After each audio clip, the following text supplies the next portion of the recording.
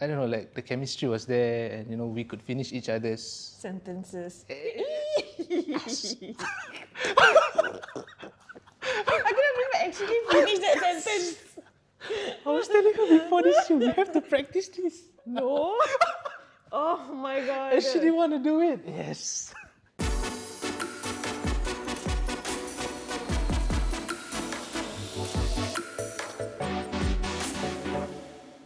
Before we jump into today's video, we would like to do a quick shout out to our sponsor, Utrify. We are featuring Utrify sofas, which are made with genuine leather and come with a 10-year limited warranty.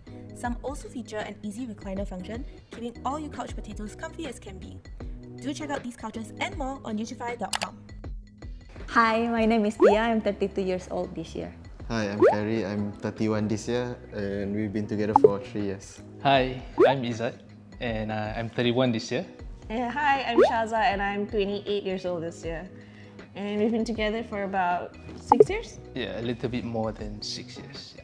Hi, my name is Melody and I'm 26 years old. Hi, I'm Soderstedt. I'm 25. We've been together for 3 years and 9 months. So we met at the volcano. Yeah, Mount Merapi in Yogyakarta. Yeah, it was back in 2018. Yeah. We start talking on my yeah. way back. She was alone, so yeah, so me and my friend like talk to her, like share some pictures. Then I asked for her IG. Yeah, because I was reached the top and he didn't. So he said he wants to see the picture of us. After that, few months later, she DM me. Then she pretend to ask for my number, saying her IG is down. No, I was like DM you because I was commenting your IG story. Yeah, Your cute cats. So yeah, then after that, talk. Then after that, she said like, I think my IG DM is not working. Text me on this number. I thought it was a legit reason, but like after we met, then she was telling me like, actually it's just an excuse to get your number. It was August 2015. I was in New Zealand for my grad trip together with my cousin and sister, and we were up in the Whakapapa ski fields. And actually we didn't plan to go to Whakapapa ski fields. Our Airbnb host, before we left, she mentioned that it snowed the night before. And then she said, the mountains be very nice. The ski fields open up. You should check it out. And then that's where Shaza approached us. Yeah, I was just snowboarding and then I just heard like a bunch of friends. I assumed they were friends. They were just like saying some Singlish Malay words. So then I dragged my snowboard like, where you guys from? And then I was like, Singapore. And I'm like, yeah, let's take a picture, kind of thing. And then after that, we took a picture. Then I'm like, okay, bye. And then I just dash off. So the photo that we took, like with one of her friends and then with my cousin, my sister, she posted it on Instagram. And she put a caption, wanted. I mean, who does that? Somehow we have this mutual friend, and apparently she doesn't, she follows me, but she doesn't follow Shaza. Yeah, she doesn't follow me. Apparently that photo appeared in her explore page. So then, she just triggered open it up, and then she saw you, right? Yeah, and then she just tagged my name in it, and that's how we started contacting her. When I met her, it was like the second week of our trip, and this was the tail end of our trip last. Our flight back was 7 in the morning. We decided, let's just hobo in the airport. We were about to return the car, then she's like, guys, why don't you all come over to our host place and stay the night? And then I've already talked to the host, and she's like, okay with it. I'm like, okay.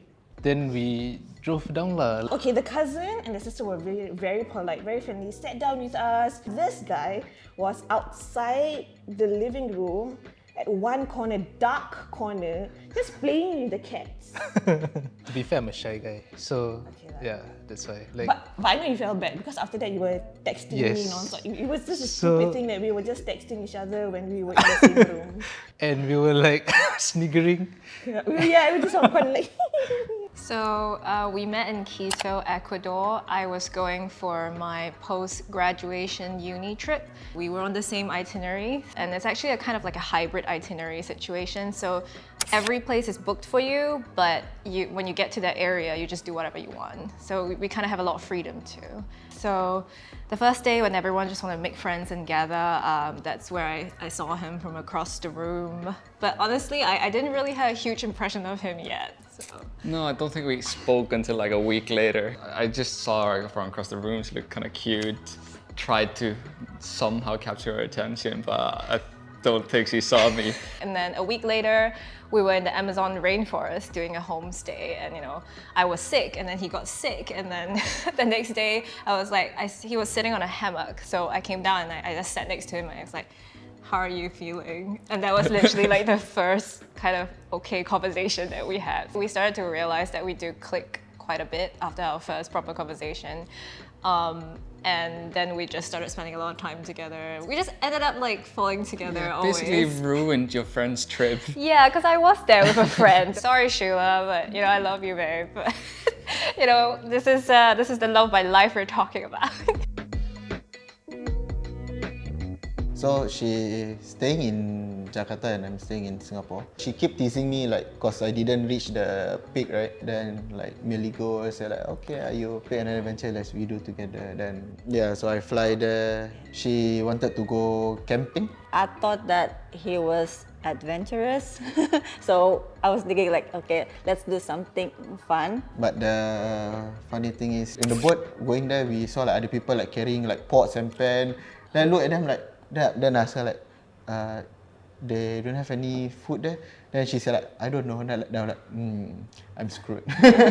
During our first date, we already like go into the serious question. We were talking. Yeah. We were talking about like, I'm not planning to like play around or whatever. Like, so the conversation was always from the beginning. It's always about that.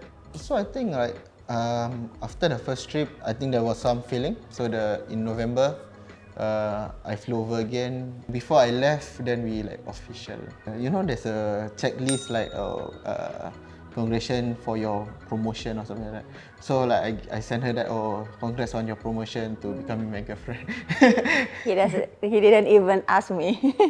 My dad was like super excited. Then he was like smiling. So like, why so happy? Yeah, like, good lah, got someone interested in my son. Then I looked at him like, wow, thanks. Such a confidence booster.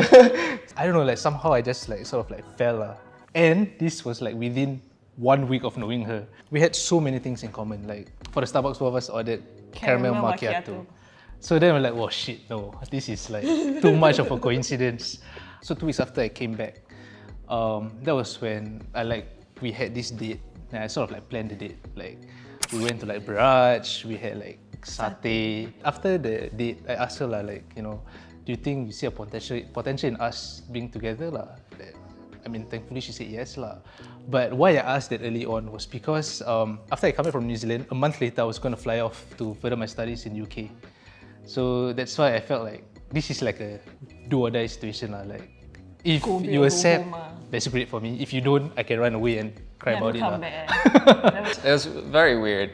I was definitely very heavily invested immediately. I think we were just getting closer every day over the course of the 4 to 5 weeks, but there was a proper moment of realization by the last day of my trip, because that day he actually asked me out on a proper date, and then the whole day, I was just getting a little bit nervous and then questioning, why am I nervous? Like, what is this? I'm just hanging out with, my boy. But yeah, so then we went on that date, and it was literally like the best date I've ever had before then. We just went to this really random restaurant in Bolivia, and we just talked. There was so much conversation. And then that was when I realized that, I never really had such a connection, I guess. And then I literally had to hop on a plane at 3 a.m. that night. That whole flight back was contemplating, like, what is this? Throughout the trip as well, we'd been planning for her to come to Iceland at some point where I'm from. Guess we just both pushed that point. And it ended up being that she planned to come after Christmas. We had like an amazing road trip. He drove me everywhere. In fact, he actually drove 10 hours to pick me up from the airport. And, I was like quite touched by it. And I realized that there was like something there. Because I had realized on the South America trip that I wanted something more from this, and then it didn't change over the months in between. So when she came over, I think it's on the second date, she kind of raised the question like, what is this? What are we gonna do with this? And I was very clear that I wanted a relationship.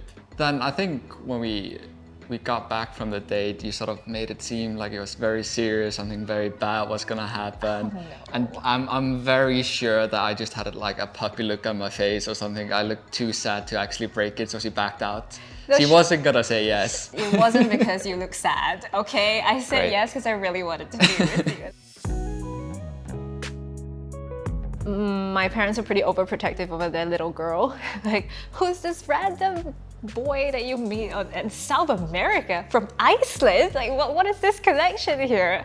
So they were not super happy about it, but when my parents met him, they loved him. They like really liked him, and I was like, see, right? And they're like, okay, fine. I don't feel like we made so much effort to sort of plan about whether this is going to work or not. It just sort of happened naturally. We just continued like before to text every day, to call every day. She definitely made the bigger effort though. We did travel to see each other a lot, but she went a step further. So twice she randomly showed up at my doorstep. The first time you're trying to film a sweet video, but I walked out, saw her in the stairway and walked back in. I didn't register, so I just walked back in. Ruined great video. I just traveled like 24 hours to see you. What is going on? But honestly, if I was gonna have to have an LDR with anyone, it'll be this guy, because he made it the easiest version of LDR it could be.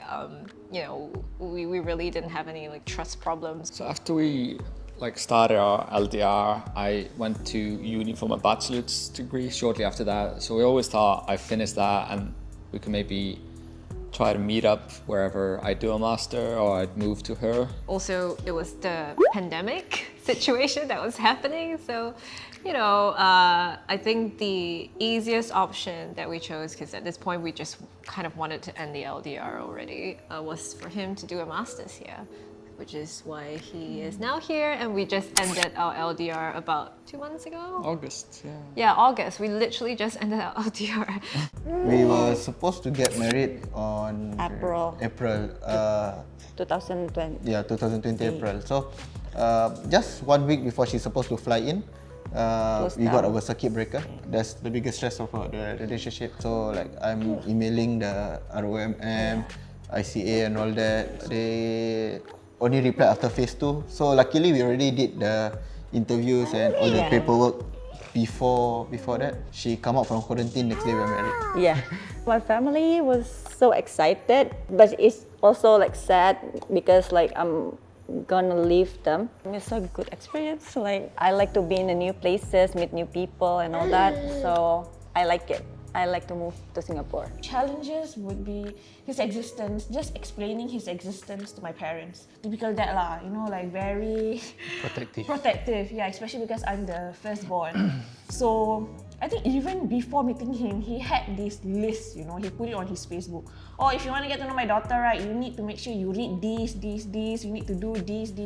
It was ridiculous lah. And like the moment I showed him the list, he was like, okay, you know, like I'm gonna give it a shot. Although it was ridiculous. I don't think anyone can complete.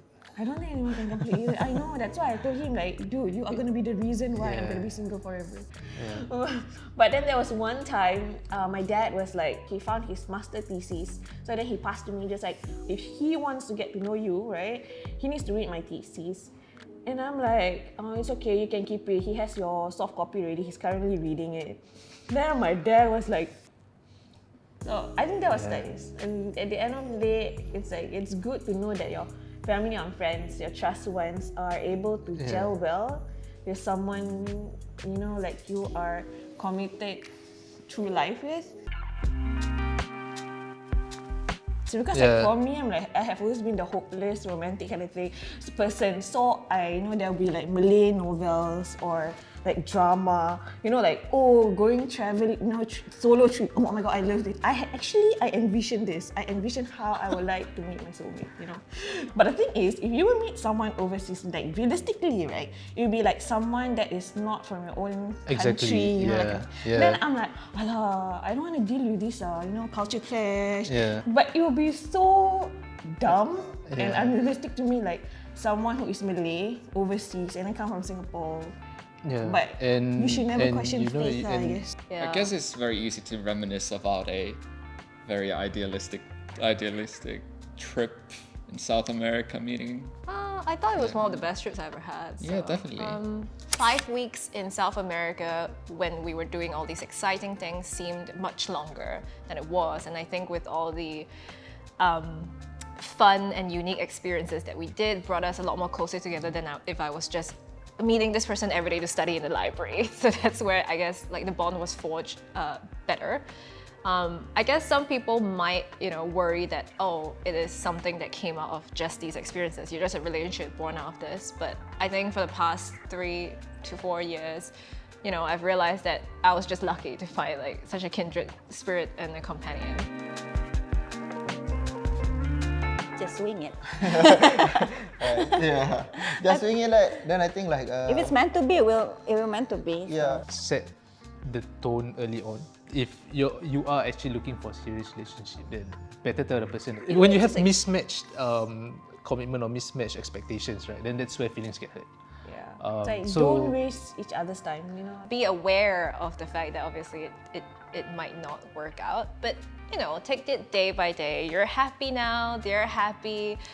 Make the effort to talk to each other and meet each other when you can. I know it's harder now because of the pandemic, but it will get better. It will. If you guys really have that connection, then I think it's worth it. Thank you for watching this episode. If you like this video, please like, share, and subscribe. Bye.